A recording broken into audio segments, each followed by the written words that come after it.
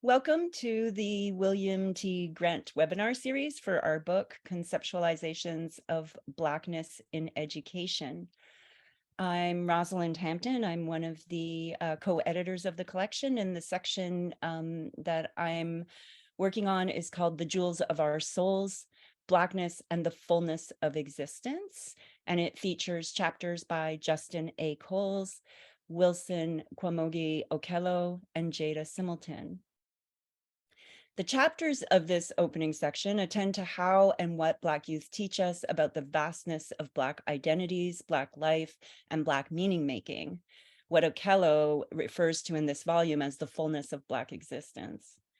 The first part of our section's title gestures to the words of June Jordan, who cautions us that, quote, we should take care so that we will lose none of the jewels of our soul, unquote. We open our book with assertions of this care as the foundation for the contributions that follow. It's also fitting that June Jordan offers these words in an article first published in Black World in 1974, in which she draws on Black literature to expose and critique the glare of white mass media manipulation and, quote, choose between games, unquote, that limit conceptions of Black life. Revisiting that article several years later, Jordan would identify and reassert its most pressing message as, quote, the need to abhor and defy definitions of Black heritage and Black experience that suggest we are anything less complicated, less unpredictable than the whole world, unquote. Indeed, we are still very much inspired by Black worlds and world making, no less complicated or unpredictable than any other worlds. The authors in this section reflect on Black life and how they come to know Blackness and Black aliveness, despite assumptions and constructions of identity that are meant to contain us and uphold colonial capitalist systems of oppression. Anchoring their stories and experiences and expressions of Black youth, they think deeply about what and how we learn in and from our daily lives. This knowledge guides us not only in critiquing and deconstructing anti-Blackness, but in imagining, accessing, and creating Black worlds steeped in, again to quote Jordan, a believable, contagious, full Black love, unquote.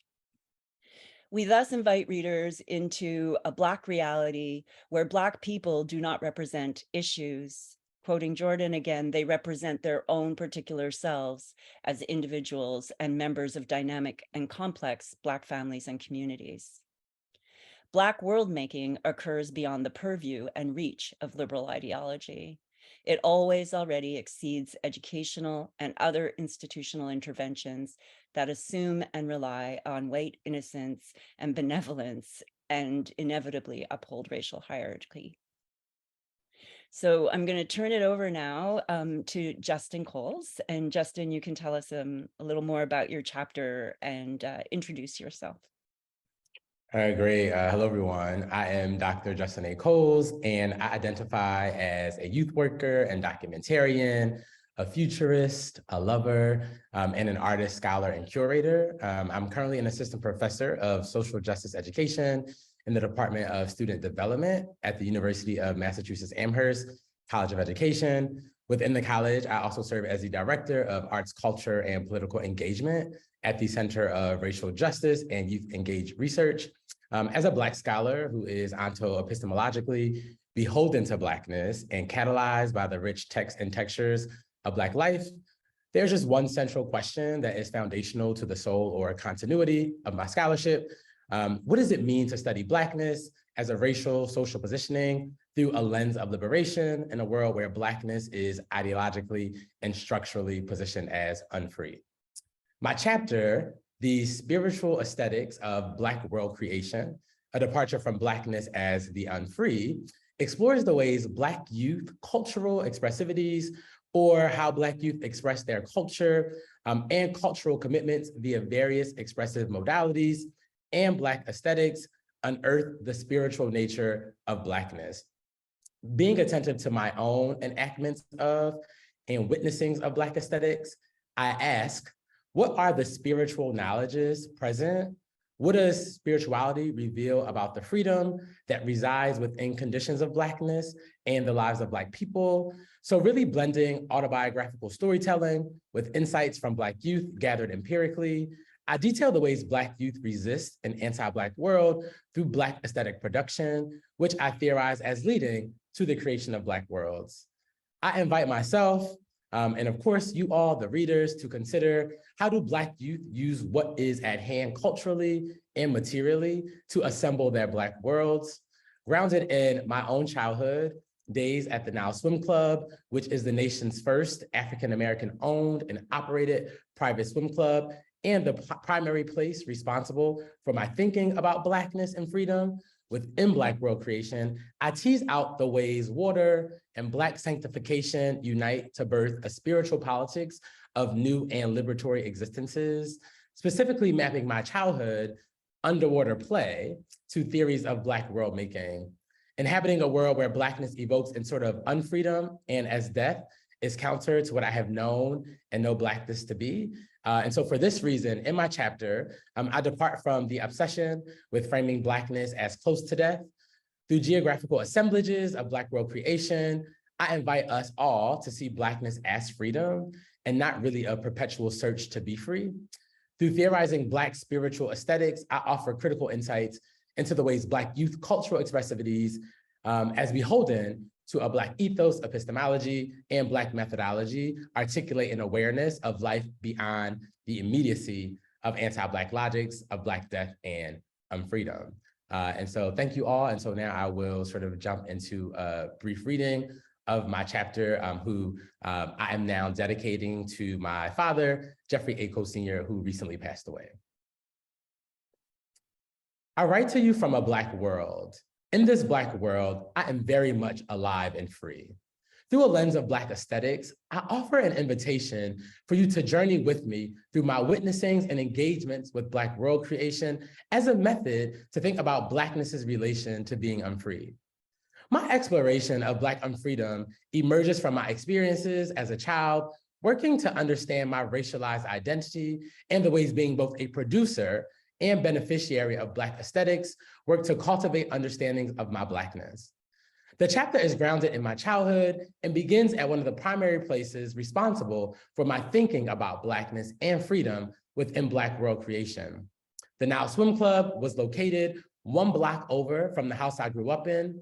The Now, the nation's first African-American owned and operated private swim club, was created to serve the predominantly Black population of Yaden, a small suburban borough outside of Philadelphia, Pennsylvania, and the surrounding suburbs that were becoming home to more Black people. Knowing that the club was created because Black residents were unwelcomed at the historically white Yaden Swim Club made the naming and place even more significant, a testament to the assembling of a tangible Black world in the face of Black exclusion brought on by anti-Blackness. Black people pulled all their resources together to construct something new from a variety of materials and resources, namely their Black ways of knowing and being. These ways of being in the world are carried and held through cultural expressivities, or how Black people express their culture and cultural commitments via various expressive modalities and as Black aesthetics.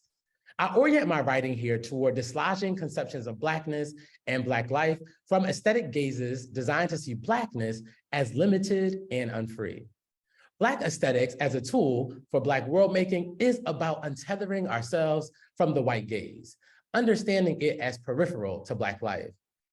There was something the founders of the Now had learned about the whitely contours of the old world of the Yaden Swim Club and broader 1950s US society that had to and must always be resisted and refused. Anti-Blackness is a historical and permanent feature of US society, and so too is the long legacy of Black people creating inner worlds, or what I will call Blackly worlds, unfettered by anti-Black racism. In a Blackly world, being Black is about joy, not through denying that anti-Black racism is a primary organizer of our social realities, but through consciously decentering it as the organizer. Imagine me, as a child, with my wondrous imagination, proclaiming that I lived up the street from the Nile River, having the ability to wade in the waters of this life source whenever I pleased. Won't you join me as I conjure my time at the Nile. Each summer, I was baptized in the Nile, emerging from the water as black could get. At the Nile, there was no language for getting too black in skin color. In fact, my time in this blue body of water was a summer ritual, an annual invitation to the sun to bounce its rays off my skin and celebrate the beauty of Blackness. The sun did not care how much sunblock I used. Its goal was to unearth the richness of my hue and remind me that my dark skin was not a sight for disdain. Every time my friends and I waded in the waters of the Nile, it was ceremonious, joyful, Blackly world-making. A group of us would walk to the deepest part of the pool, which was 11 feet. We would each pick a spot around the edge, count down, 3, 2, 1, and then jump. The goal was to get to the bottom of the pool quickly. To touch the bottom in just one jump, each of us would stand up straight as we could as we jumped with legs close together and arms down the side of our bodies, a technique that always worked. Once on the pool floor, we would open our eyes with great zeal and animation. We had effectively entered a new realm, one where our bodies were weightless. Everything we needed and everywhere we desired was there with us in our Blackly world as we created it through play and pleasure. When gathered on the pool floor, surrounded by water and Blackness, I did not have to think of myself under the violent gaze of whiteness and the wounds it leaves. Once we opened our eyes, we would immediately gather in a circle and we would dance or flip or hold hands or make silly faces, all until we could not hold our breaths any longer. In these extended joyous moments, we were not of the whitely world, but of our Blackness in another realm, perhaps a spiritual one. Now, I cannot help but to think how poetic such a celebration on the floor of the Nile was, our Black bodies propelling into the depths of waters, not because we were thrown overboard, but because we desired it, deserved its nourishment. Perhaps we wanted to see what our ancestors had felt, the lives they created in the Atlantic Ocean when the world had written them off as categorically dead. Before they transitioned to the afterlife, perhaps our ancestors, having jumped and been thrown from those whitely ships of devastation, too, opened their eyes, exchanged smirks, held hands, danced, and resisted the immediacy of death, assembling a Black world in the waters, even if very briefly.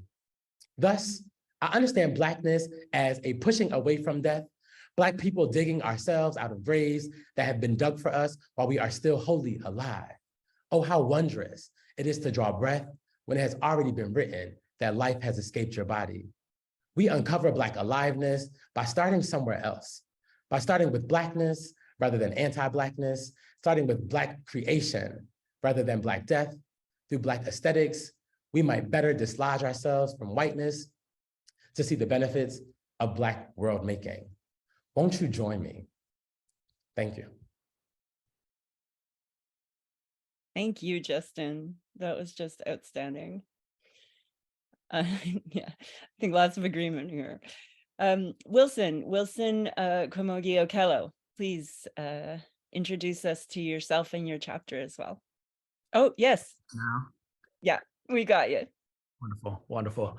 Thank you so much, Dr. Hampton, and thank you, Dr. Coles, for ushering us in to this beauty and the breath that is Black world, Black worlds.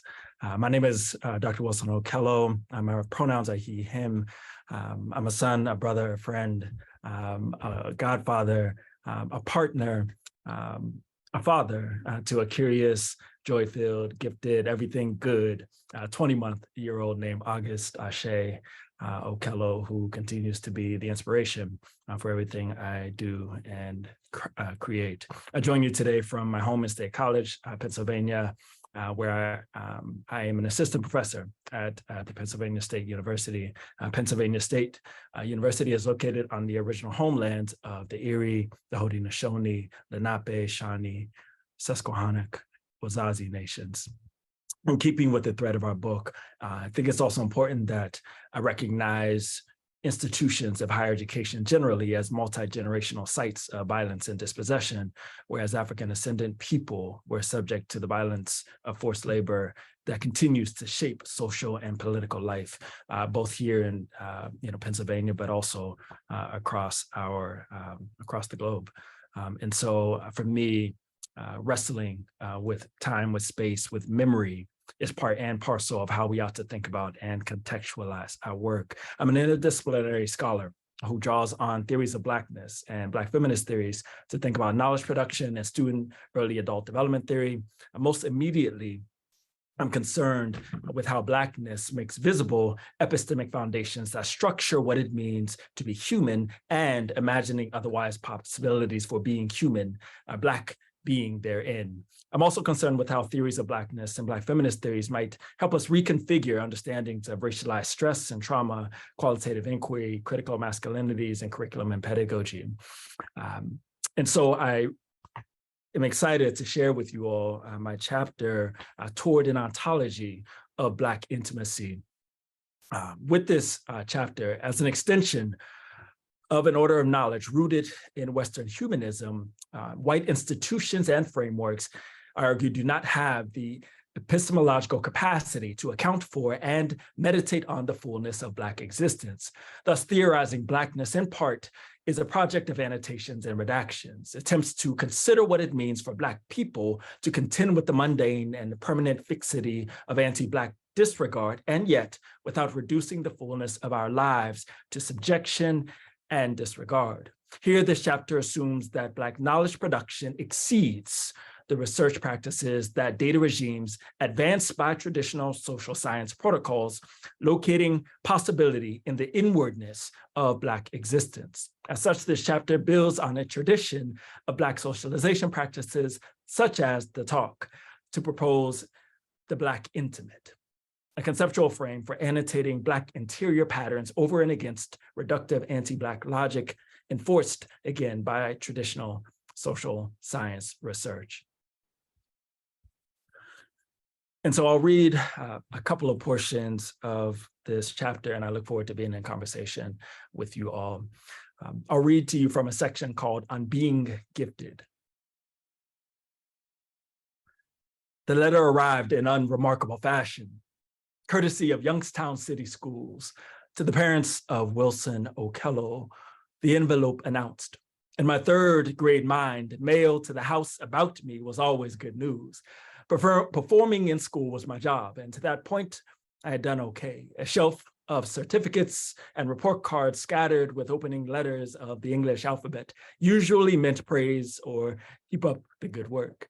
Excellence was my parents' expectation, not their request, with hopes that a dutiful, laboring in the language of goodness might accomplish what Blackness wrapped on Black youthful bodies could not. Social science research and researchers who studied us had proven as much. Research had determined that some Black kids in high poverty, low performing school districts were academically advanced, more talented, and therefore deserved a different set of opportunities than the pathologized underperformer. The assumption was that classrooms, absent the distraction and volatility and anguish of structurally determined vices, could produce better life options for those deserving of them. I imagine these were the types of studies that have supported the idea that a second-class racialized caste of US citizen could be solidified and industrialized by examining the progress of a group of exceptionalized Black and Latinx youth in third grade. The stakes masked as the opportunity to learn differently, albeit in the same district, in a different setting, with new teachers, and other similarly motivated students felt high. The stakes is always high for Black youth and the ones who raise, lift, and love them. So far as I could tell, this and all of the keep up the good work, this was what keep up all the good work was all about. Moments like this that could usher in new possibilities, options for me, for us. Do you want to go? My mother queried, which felt like an odd question given her and my father's insistence on academic performance. Sensing her slight trepidation, I followed suit. I guess so, I muttered, unsure of what I was agreeing to, but feeling like the invitation was more than what I should reasonably pass up. On the significance of the hold, an interlude. The hold was the place beneath the deck of the slave ship where cargo, read Black people, were kept and guarded for the length of a sea voyage. It was a material cell and prison where human beings were made fungible currency. The hold, and thus ideological and was thus ideological and intimate and material and regulatory. The moniker of gifted was and is a hold in and to itself. To be seen as gifted adopts a violent viewing practice, auction block, everyday mundane surveillance of Black expression that expects Black youth to acquire Western Eurocentric postures of being. In these ways, the hold of the ship repeats, such that no matter where one encounters Black youth in educational sites, they do so in relation to the logics of the hold. My orientation to holding. We child research participants were split into groups of 4 and 5. There were few instructions to follow, and in front of us lay an assortment of bright colored tracts and a few marbles. Our parents and siblings circled around us and were instructed to watch and observe our genius in action, while we, the gifted kids, were given 5 minutes to build a structure that would carry a marble across a series of obstacles. I don't remember what we built, or if the marble ever made it from point A to point B. What is vivid in my memory was that I was being given permission to play in front of my parents, no less. There was an assumption about my creativity in that there seemed to be specially designed activities to help nurture it along. In what world do Black kids have an opportunity to express their creativity through play? Is this what they do in a gifted program? For the sorts of questions that lobbied, I'm sure, between parents and child alike that evening, the orientation affirmed what the letter had attempted to spell out. The general belief that my new peers and I met some criteria for giftedness that Black normal youth did not. This demarcation between gifted and normal Black children was drawn and reinforced in subtle and deliberate ways. Even if we, the chosen, never said as much, the distribution of resources and opportunities implied that our normal peers should reason with their plot as part of an unconquerable social order, and we accept ours as a privilege reserved for the few. The lesson of social science and educational research was that some exceptional Black youth were worthy of engagement insofar as we could be pulled out of our self-destructive dispositions and adapt, however imperfectly, a posture worthy of human regard. Admittance into the gifted program marked my introduction to and entry into social science research with Black youth, only it wasn't my research. I belonged to someone else's data set and conclusions. In an effort to mitigate disproportionately negative outcomes for Black youth and families, it was assumed that relocating exceptional, bright Black youth to a separate space designed to nurture our unique talents could build the proverbial bridge out of poverty and challenge us in ways that exceeded a teacher's capacities in normal classroom settings. Black youth had been and continued to be treated as the subjects, tests, and sites of experimentation for scholars, cultural critics, scientists, Black and non-Black, those who care about them and those who just build their careers on their backs. Innumerable resources have been committed to resolving their being, and there is still an unwritten expected entitlement connected to and extending beyond research to the regulation of young Black bodies and minds. Those symbolic affordances of freedom bestowed post-emancipation rights discourse to Black people, social science research converted Black people into integers, data, and the source of national investigation. Black respectable aspirations and expectations, and the white envelope addressed to the parents of Wilson O'Kello shared the premise that not all Black people can make it, but the gifted among you, among us, that do should be acknowledged and perhaps, when ready, could return and save others. For my experience of being researched was an early lesson in how educational research seeks to save respectable Black children based on unexamined premises of liberalism. The assumptions directing these frameworks pretend that once freed from legal slavery, Black folks were conferred with all the rights of what Sylvia Wynter calls man, and as such, have gained access to power, status, and humanity. Muted by this discourse, however, was the pervasive anti-Blackness embedded in the nation state, and thus the double-minded nature of freedom. The message that didn't translate to me then, but etches into view as I fork through these memories and words, was and is that social science research can control for, which is to say resolve, explain away, unsettle, or undo Blackness and ways it has been constructed over time. Social science research has pursued these aims ritualistically, from avoiding racial difference and Blackness altogether, to conditioning research with and about Black people that hones in on understandings of racism and the compounding nature of structural oppressions. However, questions of Black subjectivity demand a different set of tools that allow us to read, to think through power, agency, and knowing in the afterlife of slavery. I'll pause there, and I look forward to engaging with you all. Thank you so much, Dr. Okello. And definitely, really excited to hear from you now. Jada Similton, please join us, welcome yourself into the room, introduce yourself, and give us a bit of an overview of your chapter and also a reading selection. Thank you. Thank you, Rosalind.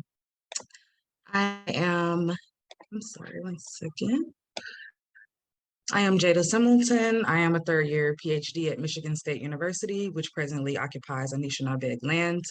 My doctoral research relies upon historiography, decolonial theory, feminisms, experimental and science fiction to further my investigation of the histories, politics, and futurities of Black and Indigenous kinship and interrelation.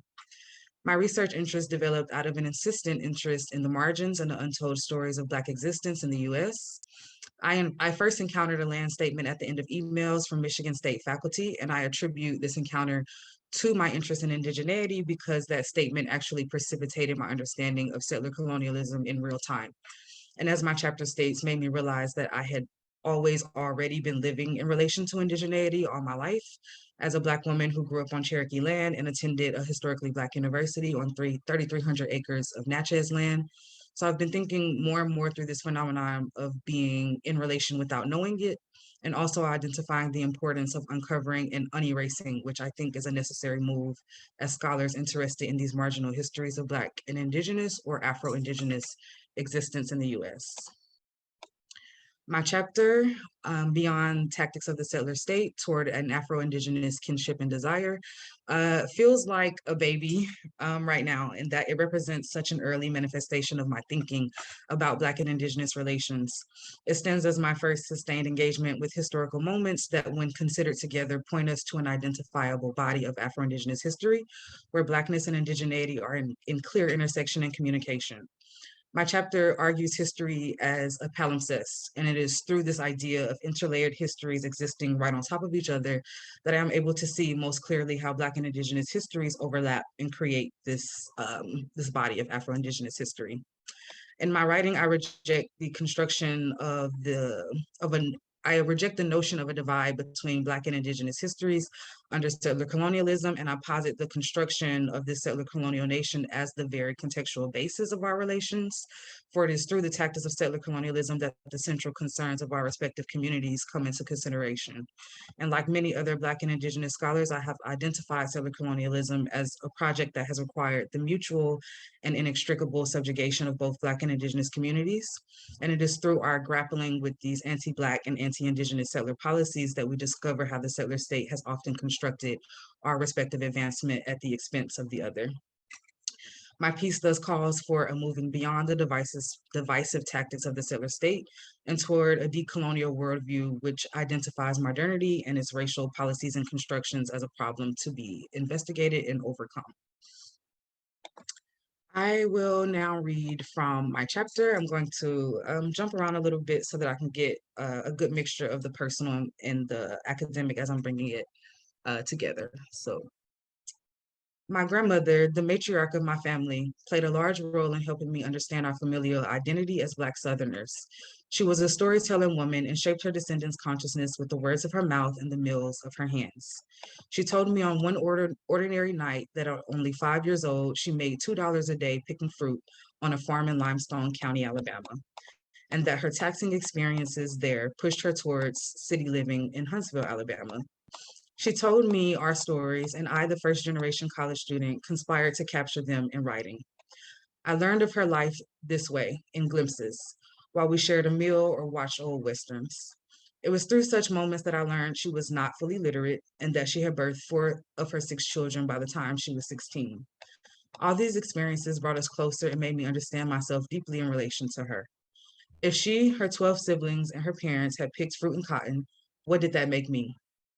The descendant of field hands, I realized.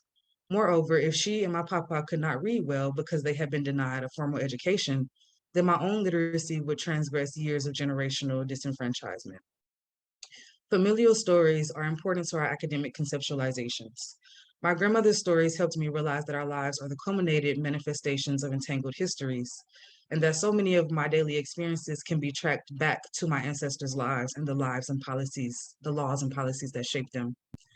These entangled histories, shaped by settler state policies, serve as the contextual and political basis of Black and Indigenous relations, even as certain historical moments are regarded as being only Black history or only Indigenous history.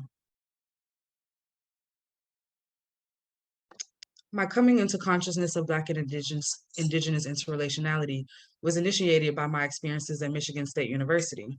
As a doctoral student at MSU, I came across a land acknowledgement statement at the end of faculty emails, which in part read, Michigan State University occupies the ancestral, traditional, and contemporary lands of the Anishinaabe, Three Fires Confederacy of Ojibwe, Ottawa, and Potawatomi peoples. After encountering this acknowledgement, my awareness of time-space became heightened, and life was revealed to me as palimpsestic, that is, composed of layered stories written over time atop one another.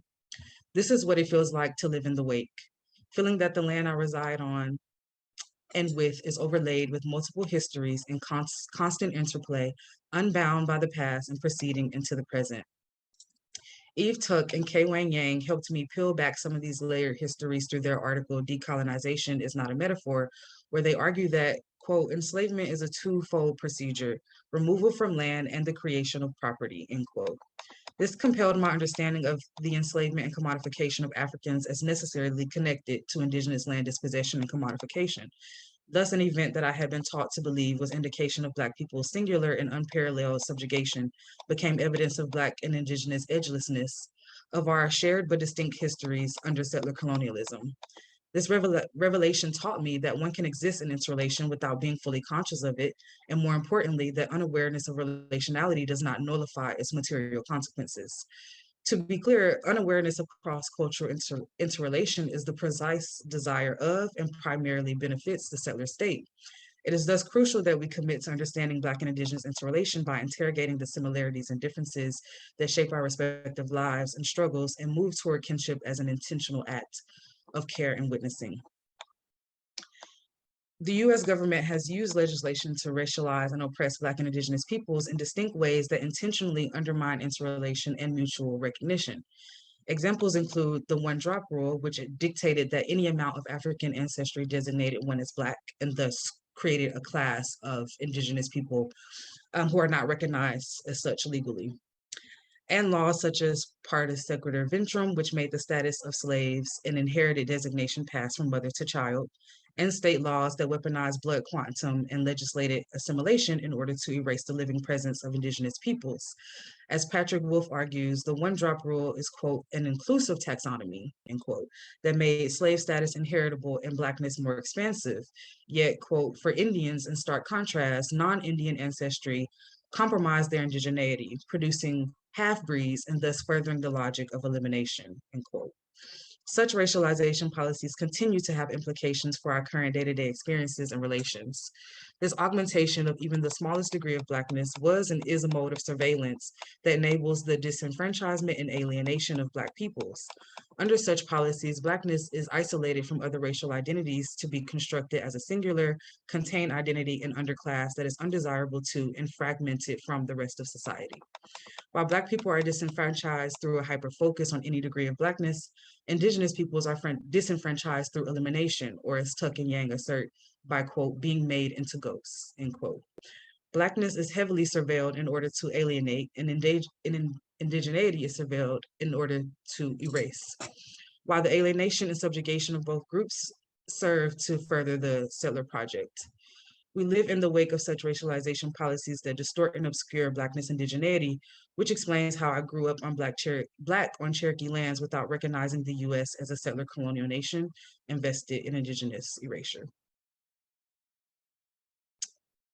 My educational experiences at Davis Hills Middle School in Huntsville, Alabama provide a generative example of how Black youth struggle to productively reckon with Black and Indigenous interrelationality, a struggle that reflects the consequences of racialization policies that extract and alienate Blackness from other racial group identities.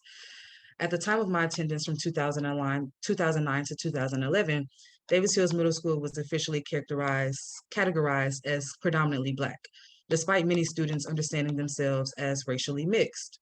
These students thus refused notions of racial purity and instead insisted on their familial conceptions of identity over the states.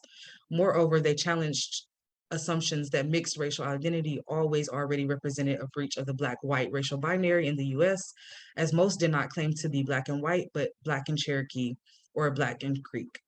They were and knew that they were Afro-Indigenous. However, of these students, only those with a particular phenotypical appearance, that is, those without physical characteristics associated with Blackness, could claim Indigenous ancestry without disbelief, which I read as a testament to the colorism and futurism that confounds racial identity construction in the US.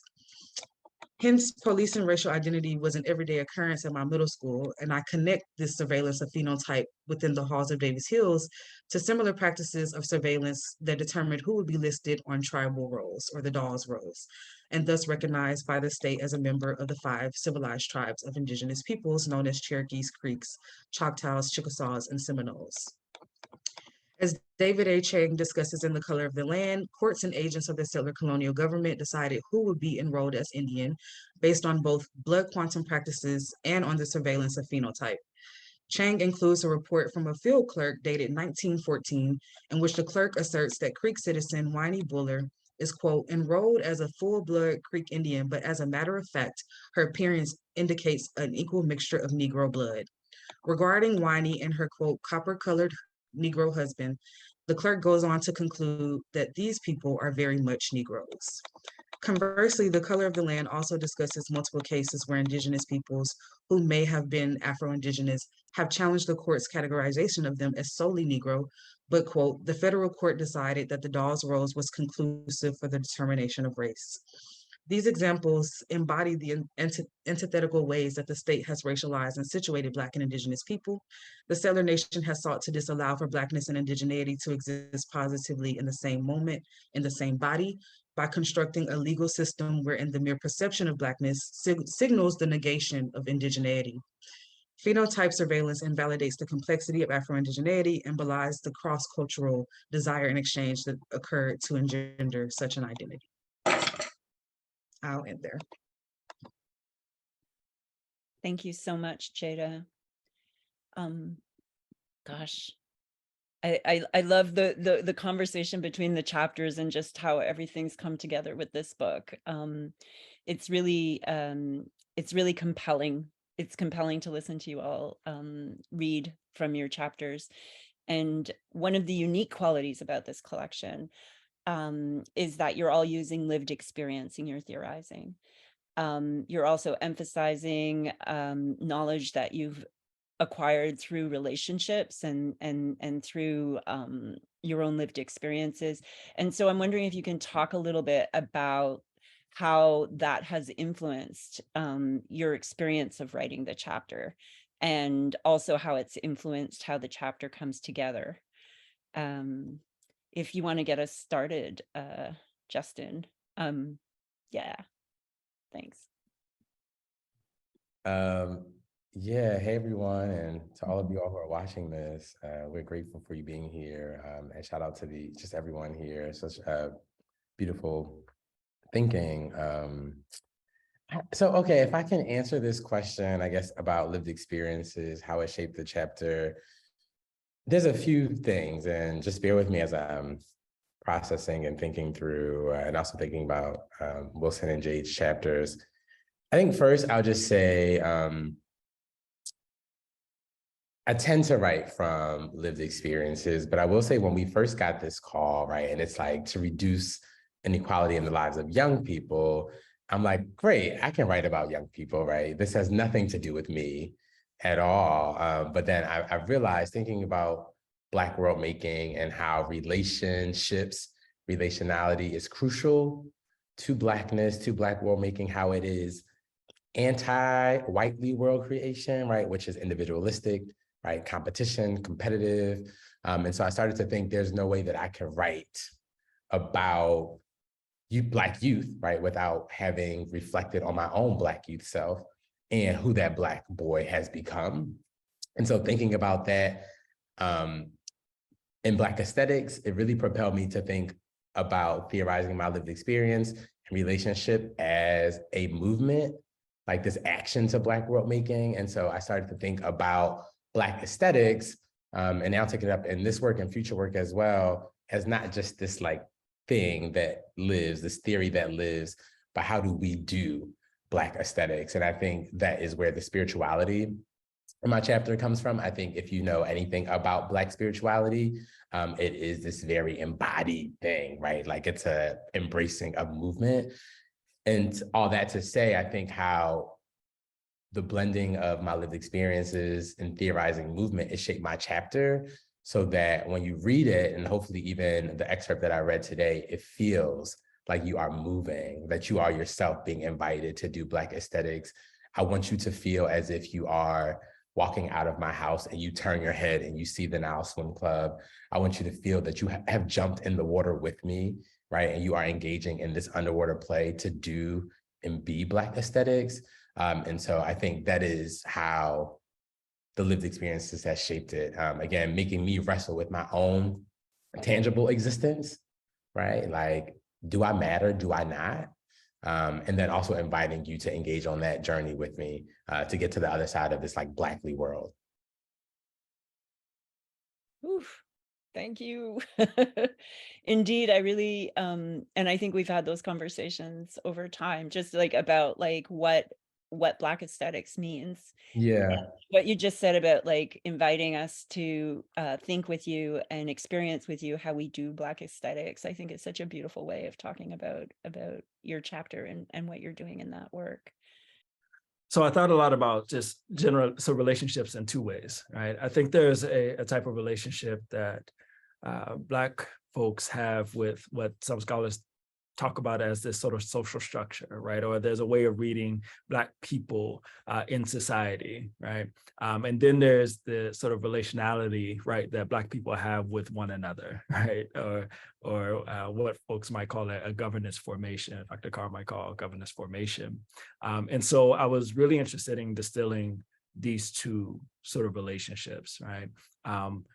Particularly thinking about the ways in which our theorizing in education attempts to make claims about what they know, right? Or what they think they know about Black people, right? And their various expressions. And so there's particular viewing practices, reading practices that are levied against Black people, Black youth in this particular sense, ways of interpreting them, right? Understanding them and even planning for them, right? So futures are already being determined by these particular sorts of viewing practices. And I wanted to sort of grapple with that. I wanted to sort of think about how I was sort of subject to some of those viewing practices. And so the section that I read in this, the section that I offered you all,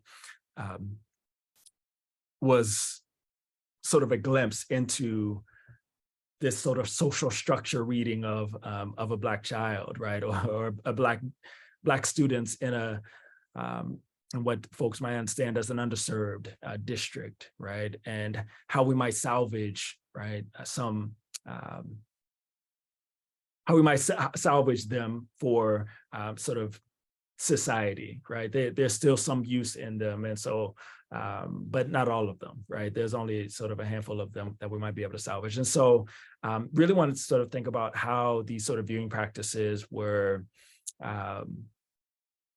part of my living, part of my sort of rearing, how we are introduced to them, not only as youth, but how we're sort of socialized into them as scholars, right? And how they become the protocols for working with and alongside Black people and Black communities. As I did that, I also wanted to note that there is an otherwise world that is already at play and sort of in existence, and access to that world can't happen in and through these sort of social science protocols, right? And so I thought about this notion of the Black essay, right? If I'm thinking with June Jordan, if I'm thinking about Tony K. Bombara, if I'm thinking about James Baldwin, who I sort of take up in the chapter as writing in and through this sort of medium of the essay, but in it sort of creating a world, right? Creating what we're discussing here, sort of a Black world. But I also sort of attempt to move it out of just sort of a this sort of cognitive sort of space and really begin to sort of think about the embodied nature of Black worlds, and really sort of push us towards ways of being, right? And sort of this ontology of intimacy that I talk about is a way, I talk about it as material, expansive, impulsive, creative, its own form of articulation, as well as chaotic. I see it as a site of self-interrogation, and as not an arrival, but a departure in many ways, right? Not a goal, but a process that allows us to really flesh Black being in ways that we would not otherwise have access to, again, in and through particular social science protocols, right? So this language of annotating and redacting is really sort of used as a way to help us see in excess of what these social science protocols oftentimes restrain us from seeing. I really appreciate that, and also think a lot about like that moment in your chapter where you point out that you're being introduced to researcher, but it's not, you're being introduced to research, but it's not your research, right? Because there's that interesting, like it really evokes that socialization that starts like long before we're thinking of ourselves as like becoming researchers, and thinking about the entitlement, the embodied experience of other people being entitled to your body, mind, and to kind of studying that. So I think that's really compelling, and so appreciate the way that you've also moved us away from that limitation and kind of opened it up by thinking about what happens when we move beyond the redactions of you know, the Blackness that we're being asked to become, or asked to be categorized and squished into as a category. Jada, do you want to pick that up? Your experiences and this kind of embodied kind of writing that, as you put in your chapter, brings the personal and political and academic knowledges together. Yes, I think the personal for me, recounting the personal for me, actually provided the sort of eureka moment for the whole piece, where I could have read all of the sources, I could have read everything I could on this topic, but without what I was saying about my own experience with it, without what I was saying about my own like sort of coming into the consciousness of it, I don't think the piece would even be what it is. I think the piece for me really affirmed the very like Black feminist practice of saying the personal is a political conversation, and I can have conversations about my experiences that qualify as professional and academic conversations, which I think was a very big transformation for me, as like when I was going into graduate school outside of like my home regional sphere, where I very much consider myself a Southern girl, going to this Midwestern place, I felt that I had to leave a lot of like myself behind. But this piece sort of confirmed for me that there is no there my scholarship is just not full, it's not complete without the personal experiences that I'm bringing into these conversations. And so I think the personal is just an indispensable foundation to the piece, and that it couldn't have been it without it. So Jada, I love that you start with your grandma and just the way that you talk about your family. It really exemplifies, I think, what June Jordan's getting at, right? She's talking about in the piece that I'm kind of referring to in the introduction, part of what she's doing is she's looking at Zora Neale Hurston's work and thinking about what happens when we start and hold on to all of that is our Black families and our Black communities and our Black worlds. And one of the things that really strikes me about your chapter are the ways that you do some really courageous self-reflective work that implicates not only yourself, but also your family and how you thought about yourselves. And you do it in a way that isn't simplistic. It's not just this move where you're like, I grew up in this really Black world, in this really Black family, and you don't make the move to coming into relation and critical consciousness with indigeneity and with Indigenous peoples. You don't make that move and leave your family behind, right? You don't make that move and just go, oh, it had to be this or that. Like, you really exemplify that, like, we're not doing the choose between games here. Like, we're gonna hold all of this complexity, and we're gonna hold grandma right till the end of the piece, and we're gonna, keep it all together. And I'm really moved by that. So really thank you for that. And I also had a grandma who moves with me in the world long after her passing. So thank you so much for all of that. Thank you. So the next question I want us to think about, and you all to think about, is, because like part of what the volume does is invite us to shift away from some of the training that we had as graduate students, and kind of what we were being made to become, as Wilson's been talking about, that training to become a social science researcher long before even going to grad school. But I'm interested in like what you would have thought about your chapter had you read it as an early grad student. So in your first years of grad school, if you had encountered the chapter that you've just written now, what you think your feeling about it might have been. And along with that, to kind of think about how you hope for your chapter to be received, who you hope will read it, and why you're hoping for those folks to read it.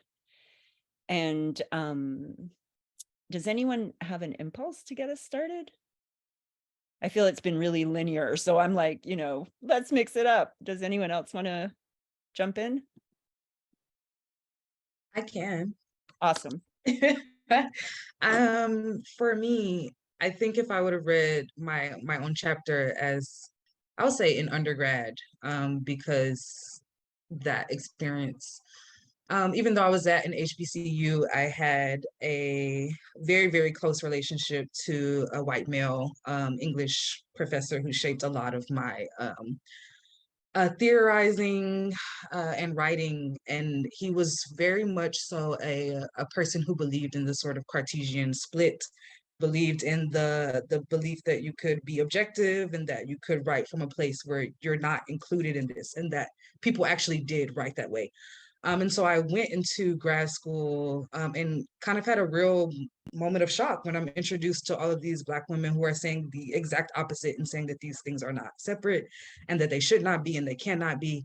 And so I think if I would have read my own piece as an undergrad, I would have been able to already see my experiences as something that I can talk about and theorize, and that I would not need to look into other people's conversations and experiences and try to make myself a scholar from their working experiences, but to actually see my own life, my own interpretations of what's happening around me as something worthy of being discussed. So I would hope that truly, I would hope that other Black Southerners read the piece, because I think that we all, as Southerners, as Black Southerners, we all are very, very close to indigeneity, and we live it out every single day, and we don't think about it. And so I did talk about that a little bit in my piece with the food, and a lot of the ways that we learn to create food as Southerners as being in direct contact with Indigenous peoples here. And so I think that I would hope that other Black Southerners read it and begin looking for signs, look at those cities that have funny names that we can't pronounce and things like that, and ask, where did this name come from, and who was here before us? And so, yeah. Yeah, thank you, Jada. I can't wait to read the fullness of your chapter and thinking about all those things.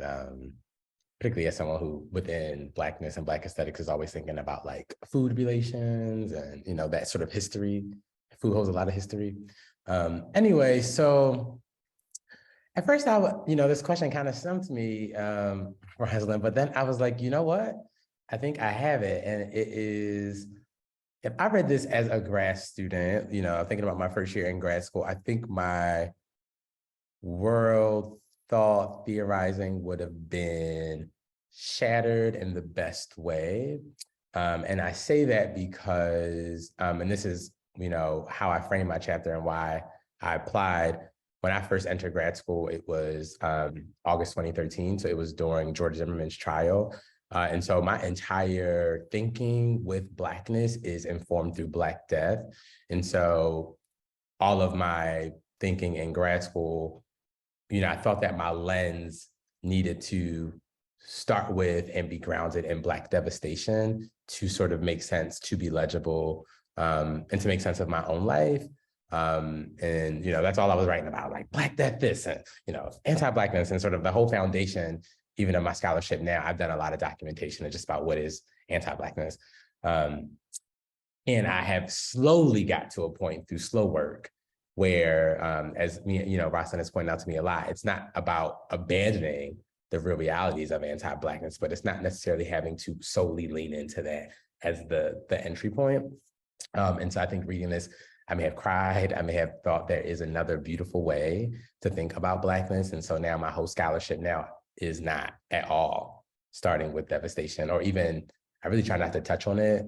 I'm even now starting to experiment with what does it mean to even write a paper where I don't even mention whiteness or whitely world kind of creations and thinking about that. So that's that. I think I think it would have disrupted the way I think about it. And I think there's a thing that we all know in the academy, particularly education, where we get rewarded by leading with devastation. And so I'm really trying to resist that. So this fellowship has helped me think about that. So what does life mean and not death? And I think when I think about who wants to read it, I'm getting through Ronaldo Walcott's Long Emancipation now. And so really thinking about the concept of new humanism and like a new Black order, or a new Black world rather, and this idea that how we all even understand life and human and how we're all trying to like fight for rights and activism, it's still within this construction where like Black people just can't be free, like structurally. And so all of us, even people who are the most dedicated to sort of new futurities, don't yet have the language to really rip apart what a new humanism is. And so this, for me, is for anyone who is interested in truly doing the rigorous study of thinking about how do you really imagine outside of the confines of how we understand the human, where we know Black people are just categorically not a part of, and thinking with that. So, and the last thing I'll say is because, as Afrofuturist scholarship says, right, like it's really about a better world for Black people and thusly all people, right? And so we can never get there if we still live in this human construction where like Black people just can't be human. So the word that keeps coming to my mind is vocabulary, and it's really just thinking about. Justin mentioned sort of not having a particular language in sort of thinking about these new conceptions of humanism. I think it very much is developing both language, but just sort of how do we begin to articulate a new vocabulary, gaining a different vocabulary for really the expansiveness. I think that is Blackness, right? I think there are ways in which education relies on not only sort of Black non-being, but relies on particular definitions of Blackness, right? Is sort of, as Justin mentioned, sort of restricted to notions of death. But what happens if we begin to sort of think about Blackness as a political category, right? As the amalgamation of economic, social, and political categories, right? What happens if we seek to upset notions of this sort of man as human metric that I think Sylvia Wynter so brilliantly sort of calls our attention to? And so for me, I think had I read this, it would have been an invitation to consider a different origin, a different starting point for our theorizing, for the work that we ultimately sort of move into practice.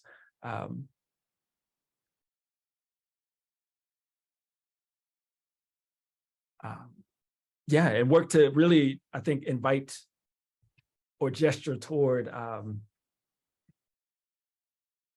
finding or continuing to sort of affirm what I think I probably felt, right? From the texts that I read or the essays that I sort of knew about, but never had the opportunity to sort of immerse myself in. But I think it would have affirmed this as legible, but also sort of useful for theorizing in education. Something that, I sort of had to work out really by myself because my program didn't have the language to sort of treat these particular matters. And so what happens, I think, for a lot of folks is that we have to take up the curriculum on our own, right? And sort of pursue it on our own, think interdisciplinarily and venture into Black studies or whatever it might be. And so I find myself in this particular moment really thinking about this nexus of Black study and how it can press upon education in some really sort of vibrant ways. And so who do I hope reads it? I hope individuals who are also interested in thinking about this nexus of Black study, right? And what its contribution can be to enlivening our work or allowing us to see differently, see in excess, again, of what is oftentimes becomes our protocols and ways of understanding Black people. Yeah. Thank you, all of you, for those responses. And I guess I want to just add a little bit for myself. I think a lot of what you've all said really resonates deeply with me, and I feel like right up until I became a professor of Black Studies, I think I was still really grappling with an attempt to find resonance with what was available to me, and that what was available to me was not this. Much relied much more heavily on liberal frameworks for understanding and addressing racialization and Black experience, and they never quite worked. Right. That feeling of being crammed into boxes or trying to fit your work into this space that pre-exists you, that isn't quite it. I found that really troubling throughout my schooling and kept kind of doing it, trying to bring the Black thing to the whatever it was I was doing, right? So a lot of what you've said resonates really well. And I think, Justin, you might remember this when we very first met sometime back in around 2018, 19 or something like that. And I was on about, as a new professor, kind of thinking about how do I hold on to these dilemmas, this dilemma between a certain kind of critical theorizing that would leave out some of the people and ways of knowing and meaning making that has been so important to me in Black communities. I didn't want to let go of some of the theorizing about what Blackness means. I didn't want to dismiss it as not up to the par of the critical theory. And that felt like a dilemma. And I think encountering a book like this, it doesn't feel like a dilemma, because we don't have to choose like we don't have to just it's not a zero-sum game, right? So again, it goes back to those, thinking with and access to Black thinkers. I think all of us in different ways have kind of also defied a certain linear time that says we were all evolving as this, one collective called Black people, and we were all evolving towards this particular knowledge here, right?